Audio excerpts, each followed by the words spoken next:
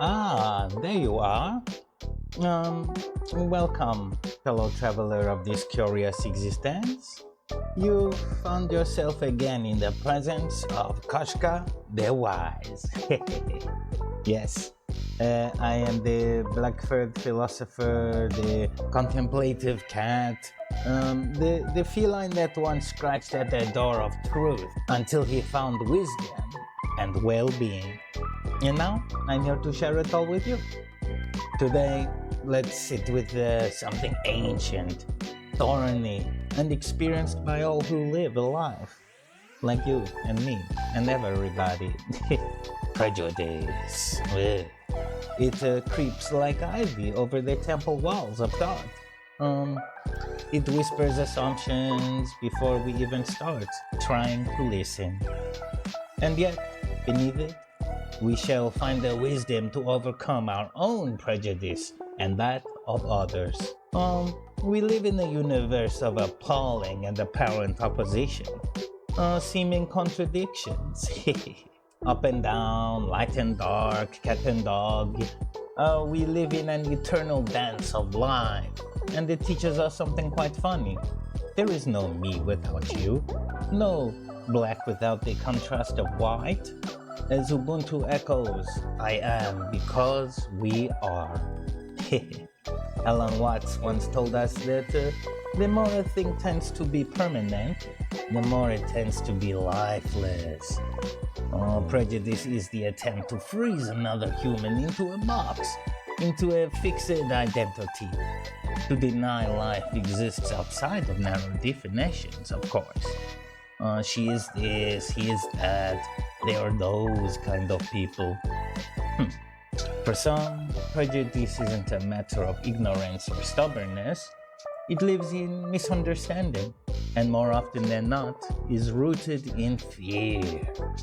Our favorite Maya Angelou once said to us, prejudice is a burden that confuses the past, threatens the future, and renders the present inaccessible. We may cling to categories, safe, unsafe, right, wrong, like us, not like us, but what are we really saying? We are afraid of the deeper truth, afraid of being wrong, afraid of being vulnerable, too lazy to change our ways and too comfortable in the confines of our own mind. You are not a category. Do not make one thing your personality. Ultimately, this is a road to isolation and negative living, the death of joy, and most unwise. So keep an open heart and an open mind, and your soul will grow just fine. Often the people we push away because of their color, their beliefs, their body, their love, are the exact people who carry the perspective we might need to live a happier life.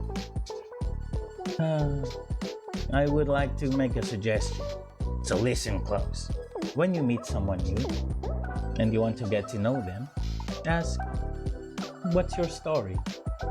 Indeed, always ask yourself, what can I learn from their story? And perhaps you might find some wisdom. We might say that prejudice is the rejection of that story. It says, I already know who you are. But everyone has a story which is the bridge between us. The stories we each carry is our connection. It's how we get to know one another. Now, you can't hate someone whose pain you've listened to with your whole heart. You can't judge someone until you know who they truly are. And that is a complicated concept all on its own. Oh, let me tell you a story. In one of my past lives, I was a sleek, mysterious black cat guarding an English village. A place green and glorious with cobblestones that told stories and secrets from centuries past. Most lovely, yes. There was a garden behind the old church. A sunlit patch of heaven lay there before me, one which I would often curl up in, bathing in the light, purring to myself beneath the old rosemary bush. One day, a group of children wandered into the garden. And it so happened that they stumbled upon my nook for naps. Once they saw me, they were most unkind. "A black cat!" one shrieked. "Oh, it's bad luck, stay away!" another yelled. And just like that, I was not a being in their eyes. I was a symbol. They saw me only through the stories they had heard, never once considering my own story was different from all of those. To them, I was a walking omen of woe, a superstition connecting me with the satanic, the evil. It was most disheartening. And so, they threw stones, small in size but sharp with prejudice. Sharp enough to tell me I was no longer welcome in that little paradise. And so I ran away, furious that they were so horrible based only on my fur. I ran with a befuddled wonder, faithfully towards wisdom. I found it in an old house far from the village. It was where I happened upon an old man, a gardener of sorts, with hands like bark and eyes like twilight. When he saw me, he did not flinch. He simply knelt down and allowed me to approach. He said softly to me, "You know, my wife believed black cats brought good fortune. Thank you for visiting me, my friend. I wonder what your story might be." I was not a symbol. I was a soul with a story, just like everybody. And I realized I cannot be angry with those who have only heard a handful of gossip and rumors. And that is the wisdom, my sweet wise ones.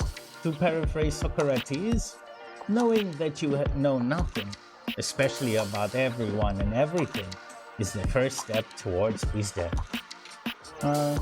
When we see someone different, be it in fur, in skin, in belief, we must remember, beneath that difference is the same spark that animates us all. Truly, not all will welcome you. Some will fear you, your accent, your fur, your way of love, your way of life. But you must find the courage to overcome this. Find the wisdom. Yes. I owe you one more thing before we end. A terrible joke. What was the joke?